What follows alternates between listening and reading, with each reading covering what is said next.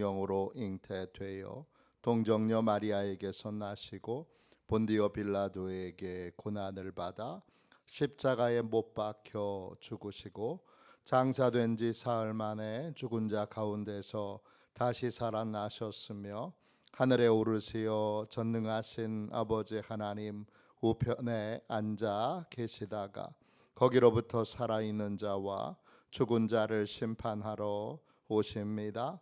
나는 성령을 믿으며 거룩한 공교회와 성도의 교제와 죄를 용서받는 것과 몸의 부활과 영생을 믿습니다. 아멘. 우리 함께 찬양 드리도록 하겠습니다. 찬송가 415장 함께 찬양하겠습니다.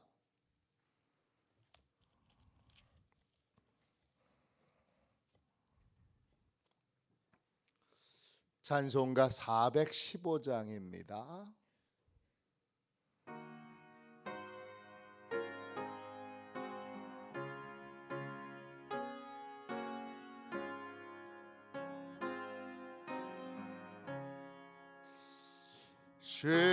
십자가 그늘 아래 나 쉬기 원하네. 저 햇빛이 뜨겁고 또 침이 무거워 이 광야 같은 세상에 늘 방황할 때에 십자가의 그늘에 내 쉴 곳 찾았네. 내 눈을 밝게 떠서 저 십자가 볼 때 날 위해 고난 당하신 주 예수 보인다. 그 영상 볼 때 내 맘에 큰 찔림 받아서 그 사랑 감당 못하여 눈물만 흘리네. 십자가 그늘에서 나 길이 살겠네. 나 사모하는 광채는 주 얼굴 뿐이라. 이 세상 나를 버려도 나 두려움 없네.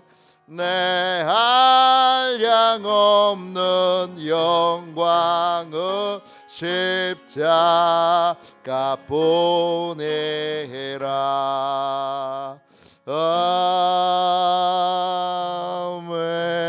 아멘. 아침에 드리는 기도를 같이 드리겠습니다. 월요일 아침에 드리는 기도를 같이 드리겠습니다. 함께 드리겠습니다. 주님, 나의 마음을 드려서 주님께 감사드립니다. 주님의 놀라운 은혜를 쉼없이 전하게 하소서. 자비로운 주님, 이 시간 제게 임재해 주셔서 제 마음의 기쁨과 평안을 가득 부어주시고 제 모든 길을 인도하셔서 오늘 하루의 시간이 주님의 사명을 이루는 복된 날이 되길 원합니다. 예수 그리스도의 이름으로 기도합니다. 아멘. 하나님 말씀을 같이 보겠습니다. 시편 24편 3절 4절입니다. 시편 24편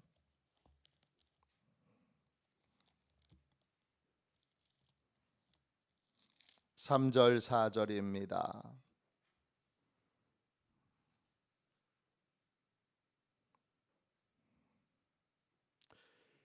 구약성경책 819쪽입니다. 3절 4절을 같이 한 목소리로 읽겠습니다. 같이 읽습니다. 여호와의 산에 오를 자 누구며 그의 거룩한 곳에 설 자가 누구인가? 곧 손이 깨끗하며 마음이 청결하며 뜻을 허탄한데 두지 아니하며 거짓 맹세하지 아니하는 자로다. 아멘. 주님의 말씀입니다. 감사함으로 하나님의 말씀을 받았습니다. 어제 이어서 저희가 믿음의 가정을 세우는 원리를 배우는 걸 조금 뒤로 미루고 하나님이 원하시는 예배자가 누구인가에 대하여 함께 말씀을 나누겠습니다. 성경에 두 개의 예배송이 있습니다. 예배 입장송이 있습니다. 하나가 15장이고 시편 15편이고 또 하나가 시편 24편입니다. 성전 입장송에는 중요한 전통이 있는데 어떤 전통이 있느냐? 질문하고 대답하는, 인간이 질문하고 하나님이 대답하시는, 다윗이 질문하고 하나님이 대답하시는 그런 형식을 취하고 있습니다. 시편 15편도 1절에서 질문하고 2절부터 5절까지 하나님이 대답하십니다. 오늘 시편 24편도 3절에서 질문하고 4절에서 하나님이 대답하십니다. 3절 질문이 무엇입니까? 보십시오. 여호와의 산에 오를 자 누구며 그의 거룩한 곳에 설 자가 누구인가? 여호와의 산에 오를 자, 하나님을 만나도록 허락을 받은 사람은 누구인가? 아무나 성전에 오르도록 허락을 받을 순 없습니다. 아무나 하나님을 만나도록 허락을 받을 수는 없습니다. 일개의 나라 대통령도 아무나 못 만납니다. 허락이 떨어져야 만날 수 있습니다. 하찮은 인간조차도 권력을 가지고 있다는 이유 때문에 함부로 만날 수 없도록 제한을 받고 있는데 만왕의 왕이신 온 우주의 창조자이신 하나님을 아무나 만날 수 있겠습니까? 하나님이 만나 주시겠다고 허락한 사람은 누구인가? 다윗이 질문합니다. 그 다음 보세요. 그의 거룩한 곳에 설 자가 누구인가? 거룩한 곳, 구별된 곳,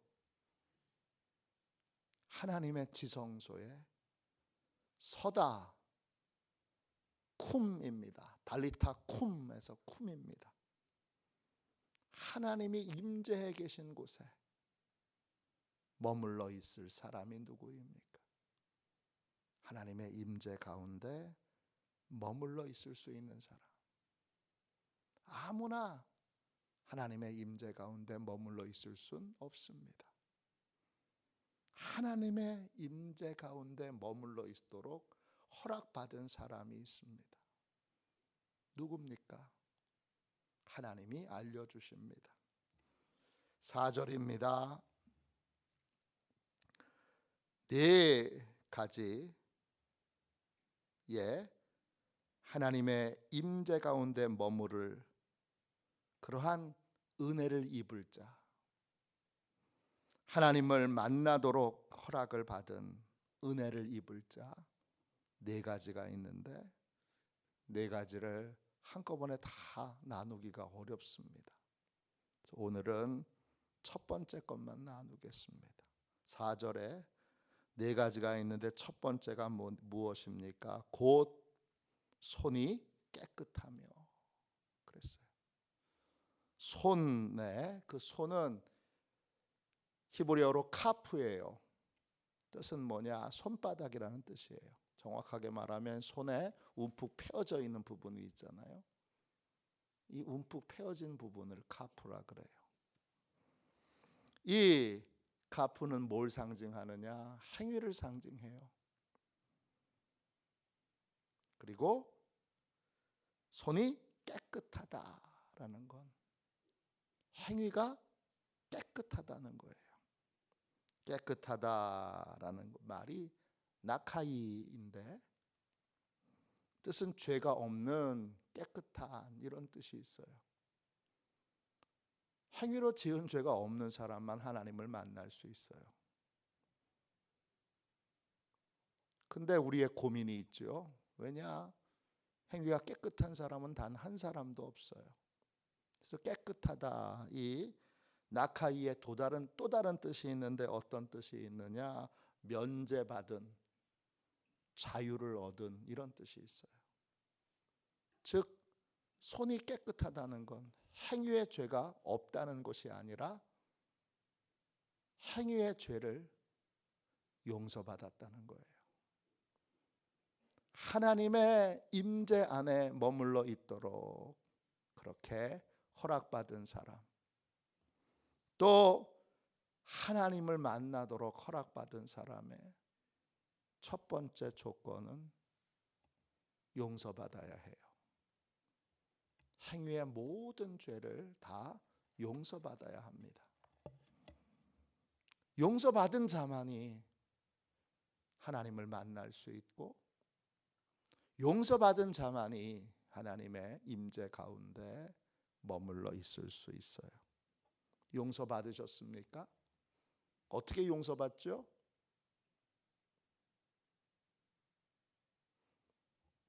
하나님은 우리의 중심을 보세요.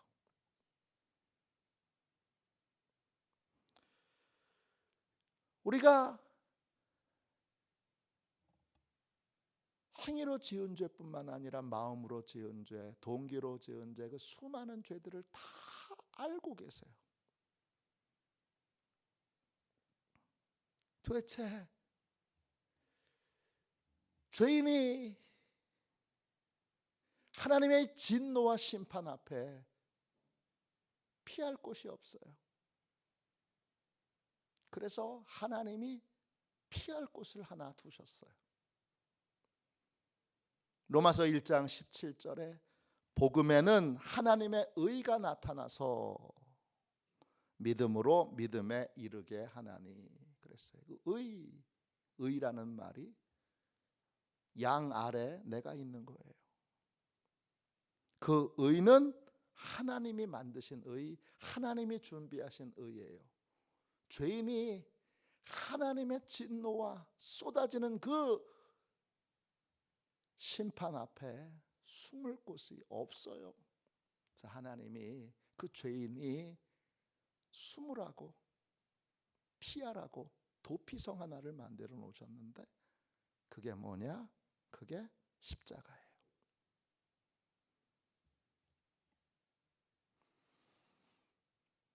죄사함을 받으려면 첫 번째 십자가 은혜로만 내 죄가 가려질 수 있음을, 내 죄가 용서받을 수 있음을 인정하고 고백해야 돼요. 로마서 3장 21절 이제 율법 외에 하나님의 한 의가 나타났으니 율법과 선지자들에게 증거로 받은 것이라 곧 예수 그리스도를 믿음으로 말미암아 모든 믿는 자에게 미치는 의인이 차별이 없느니라 그랬습니다. 십자가가 하나님이 만들어 놓으신 유일한 도피성인데 거기가 내 유일한 도피성, 죄인인 내가 피할 수 있는 유일한 도피성이라는 걸 인정하는 사람, 그 사람이 용서받을 수 있어요. 다른 길은 없어요. 오늘 같이 함께 나눈 찬양처럼 십자가 그늘 아래 내 쉴 곳 찾았네. 죄인이 쉴 수 있는 곳, 죄인이 숨을 쉬고 하나님의 이 진노의 심판 앞에 모든 두려움과 이 무서움을 잠시라도 벗을 수 있는 곳은 십자가 그늘밖에 없어요. 그건 우리의 행위로 구원받을 수 없게, 율법 외에, 율법으로는 우리가 구원을 받을 수 없어요. 왜냐? 우리는 율법의 모든 행위를 다 온전히 지킨 사람이 한 사람도 없어요. 저는요, 말할 것 없이 어마어마한 죄인이죠. 하나님의 말씀을 잘 지켜서 구원받을 수 있는 길이 없는데, 그러면 구원받을 수 있는 길이 아예 없느냐? 아니에요. 하나님이 마련하신 의, 그걸 복음 안에 담으시고 그걸 우리에게 알려주셨어요. 복음이 왜 복된 소식이에요? 죄인이 살 길을 찾았기 때문이에요. 죄인이 숨을 곳을 찾았기 때문이에요. 죄인이 진노와 심판을 피할 길을 찾았기 때문이에요. 그 길이 십자가예요. 그래서 예배당에는 항상 십자가가 꼭대기 위에 있어요. 예배당 앞에도 있고요. 십자가 그늘 아래 내 쉴 곳 찾았네. 십자가 그늘이 유일한 나의 도피성인 걸 인정하는 사람이 용서함 받을 수 있는 사람이에요. 그걸 안다고 해서 용서받는 거냐? 아닙니다. 두 번째는 뭐 해야죠? 그 십자가 그늘 앞에, 그 그늘 아래에 와서 자기의 죄를 인정하고 고백해야 됩니다. 요한일서 1장 9절, 만일 우리가 우리 죄를 자백하면 그는 미쁘시고 의로우사 우리 죄를 사하시며 우리를 모든 불의에서 깨끗하게 하실 것이요. 그랬습니다. 죄를 자백해야 돼요. 자백한다, 헬라 말로 호몰로게오예요. 같은 것을 말한다, 이런 뜻이에요. 그 십자가 그늘 아래 머물러 있으려면 예수님이 틀렸다고 하는 거, 틀린 줄로 함께 인정해야 되고, 예수님이 맞다고 하는 거, 그거 함께 맞다고 고백해야 되는 거예요. 예수님이 악이라고 말씀하시는데 그거 죄야 그러신데, 그게 왜 죄예요? 그런 사람은 십자가 그늘에 있을 수가 없어요. 십자가 그늘에 머물러 있으려면 죄를 자백해야 돼요. 예수님이 알려주신 대로 죄와 의를 예수님의 기준대로 인정하고 받아들이고 고백해야 돼요. 그게 죄를 자백하는 거예요. 아니, 세상 사람들 다 그렇게 사는데 그까짓 게 무슨 죄예요? 참 쪼잔하네. 그렇게 생각하는 사람은 십자가 그늘에 머물러 있을 수가 없어요. 예수님과 같은 기준으로 예수님의 말씀을 인정하고 받아들이는 사람, 그 사람이 바로 십자가 그늘 아래 도피성에 계속 머물러 있을 수 있는 사람이에요. 세 번째, 도피성에 계속 머물러 있다 그래서 죄사함을 받은 건 아니죠. 그 다음엔 뭘 해야 돼요? 주님이 죄 용서함을 받도록 우리에게 주신 십자가가 있어요. 그 십자가에 내가 주인 되어 하나님의 심판을 두려워하지 않고 내 마음대로 죄를 행하던 나를 예수님과 함께 십자가에 못 박아 죽여야 돼요. 아니 그걸 어떻게 해요? 여러분 이미 다 하셨어요. 언제 여러분에게 그 일이 일어났죠? 세례 받을 때 그 일이 일어났어요. 세례는 내가 그리스도와 함께 십자가에 못 박혀 죽고 다시 사는 거예요. 갈라디아서 2장 20절에 내가 그리스도와 함께 십자가에 못 박혔나니 이제는 내가 사는 것이 아니요 오직 내 안에 그리스도께서 사시는 것이라. 이제 내가 육체 가운데 사는 것은 나를 사랑하사 나를 위하여 자기 자신을 버리신 하나님의 아들을 믿는 믿음 안에서 사는 것이라 그랬습니다. 여러분은 세례 받았어요. 세례 받을 때 이미 여러분은 십자가에서 예수 그리스도와 함께 못 박혀 죽고 그리고 다시 살아나서 새 생명 가운데 이전 생명인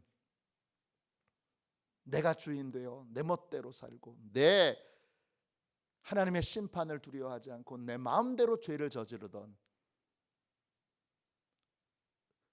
의에 대해서는 자유롭고 죄에 묶여서 죄에게 종노릇하던 나는 예수님과 함께 십자가에 못 박혀 죽었어요. 여러분 세례 받았기 때문에 세례를 통하여 하나님의 심판을 두려워하지 않고 내 멋대로 살아왔던 하나님의 기준대로 살지 않았던 나는 예수님과 함께 십자가에서 죽어야 돼요. 죽은 사람이 용서받은 사람이에요. 그리고 그 다음엔 어떤 삶을 사는 거죠? 부활의 삶을 살아야 돼요. 예수님과 함께 십자가에 못 박혀 죽고 죽은 다음엔 어떻게 돼요? 로마서 6장 3절 4절에 그 죽은 다음에 새 생명 가운데 살려 함이라 그랬습니다. 그 새 생명, 새 생명은 뭐예요? 그 새 생명은 성령이세요. 그래서 그 다음엔 어떤 삶을 사느냐 하면 십자가의 은혜로 내가 죽었다고 하는 거 그걸 인정하고 매일매일 성령의 도우심을 구하며 성령의 인도함을 따르는 삶을 사는 거예요. 그걸 자기를 부인하고 자기 십자가를 지는 거예요. 바울은 나는 날마다 죽노라 그렇게 고백했어요. 이게 여러분 용서받은 거예요. 용서받은 건 십자가가 유일한 죄인의 도피성이라는 걸 인정하고 예수님의 기준을 받아들여 예수님의 기준대로 살지 못하는 나를 십자가에 못 박혀 죽게 하고 세례받고 그리고 그 다음에 나는 죽은 자입니다. 나는 죽은 자입니다.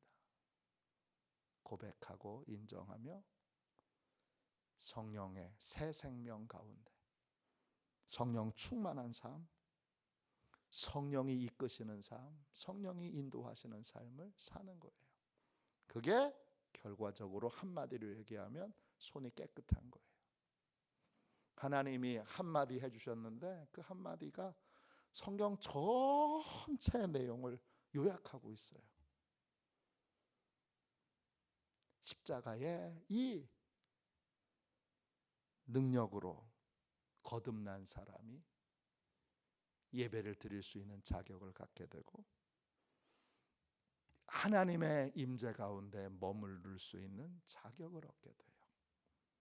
그게 손이 깨끗한 거예요. 우리의 가정의 모든 식구들이 이 과정을 다 거쳐야 하나님을 만나는 예배자가 돼요. 이 과정을 다 거쳐야 하나님이 역사하시는 그러한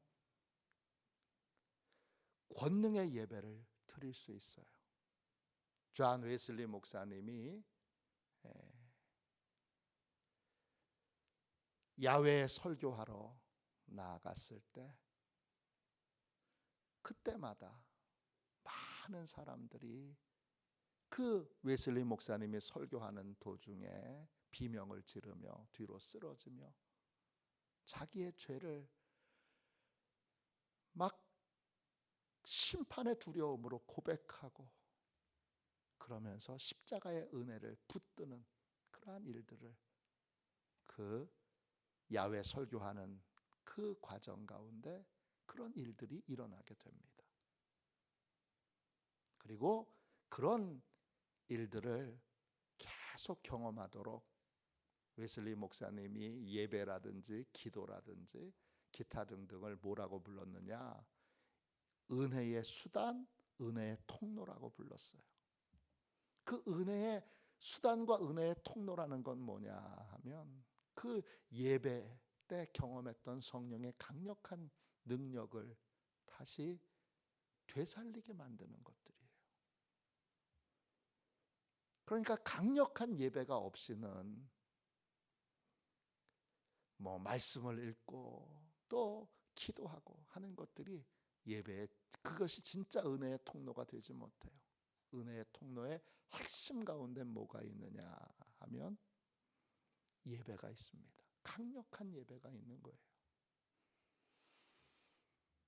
최근에 하나님이 그 영국을 변화시켰던 감리교회의 능력에 대하여 다시 묵상하게 하고 나는 감리교인인가 이런 질문 아래 그런 말씀을 정리하게 좀 하셔서 막 재촉하셔서 그걸 하고 있어요. 근데 그 핵심이 내가 지금까지 은혜의 통로라고 은혜의 수단이라고 했던 것들이 공허하게 느껴졌던 이유가 예배의 강력한 능력, 성령의 강력한 임재가 있는 예배, 그 예배에 대한 핵심을 빼먹어서 그렇구나라고 하는 걸 깨닫고 있어요. 오늘 여러분 진정한 예배, 하나님이 임재하시는 예배, 하나님이 24편에 나와 있는 것처럼 굳게 닫혀 있던 영원한 문을 열고 승리의 왕으로 오시는 그 감격적인 예배의 영광을 체험하기 위하여 우리는 손이 깨끗한 사람, 행위의 죄를 용서받은 자가 되어야 합니다. 오늘 우리 모든 시온의 가족들과 자녀들과 손주들과 가정과 가문이 이 용서의 은혜를 입는 날마다 죽고 새 생명 가운데 사는 그러한 복된 하나님의 자녀들이 되고 그러한 은혜로 예배의 감격과 기쁨과 또 하나님의 임재의 기쁨과 감격을 누리며 사는 복된 역사가 있기를 주님의 이름으로 축원합니다. 기도하겠습니다. 자비로우신 하나님, 은혜와 사랑을 감사합니다. 하나님께 예배드릴 수 있는 자격을 얻으려면 용서받아야 합니다. 하나님의 임재 가운데 거하려면 죄 사함을 받아야 합니다. 어떻게 죄 사함을 받는지 주여 짧게 함께 전했습니다. 우린 이미 세례를 받았습니다. 주님, 우리는 이미 예수 그리스도의 십자가에 못 박혀 죽은 자들입니다. 옛사람은 죽었고 이제 새 생명 가운데 삶을 사는 사람들입니다.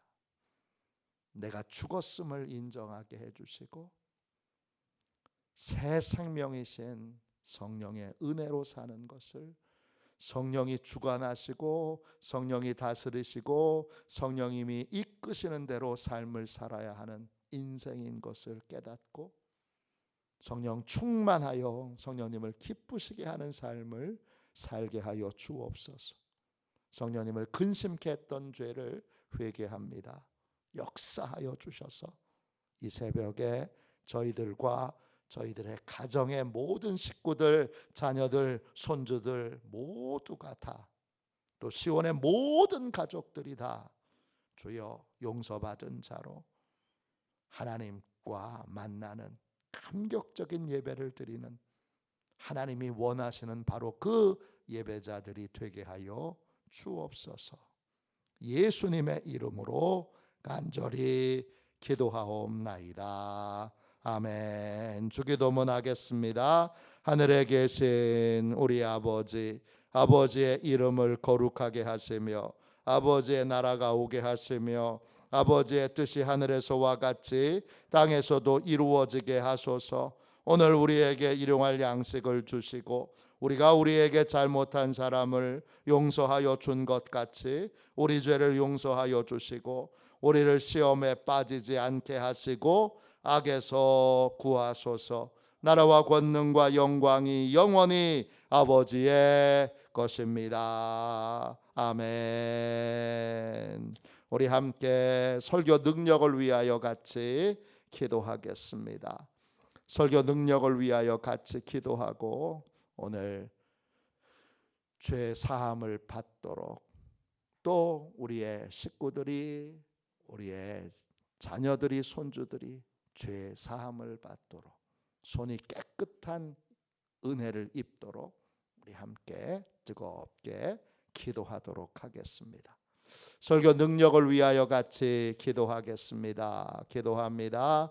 하나님 아버지, 이중구 목사님과 조지의 사모님에게 건강과 지혜를 주옵소서. 목사님께서 말씀을 준비하기 위해 하나님께로 나아갈 때 하나님의 긍휼과 자비를 목사님의 마음에 가득 부어주시고 꼭 전해야 할 하나님의 말씀을 준비하도록 날마다 충만한 영감을 더하여 주옵소서. 말씀이 선포될 때 회개의 역사, 심령의 변화, 삶의 변화가 일어나게 하옵소서. 말씀을 선포하시는 곳마다 100배, 60배, 30배로 열매 맺게 하옵소서. 지혜, 지식, 가르치는 은사, 예언의 은사가 풍성하게 하옵소서. 말씀을 연구할 수 있는 충분한 시간과 여유 그리고 장소를 주옵소서. 목사님의 말씀이 불이 되게 하시고 영과 혼과 골수를 쪼개는 놀라운 능력으로 나타나게 하옵소서. 목사님의 말씀을 통해 치유의 능력이 나타나 영혼과 육체를 치유하게 하소서. 선포된 모든 말씀은 반드시 책으로 만들어져 전 세계 사람들에게 양육 교재로 사용되게 하소서. 아멘. 우리 두 손 들고 함께 주님 3번 부르짖어 간절히 하나님 앞에 기도하겠습니다. 기도합니다. 주여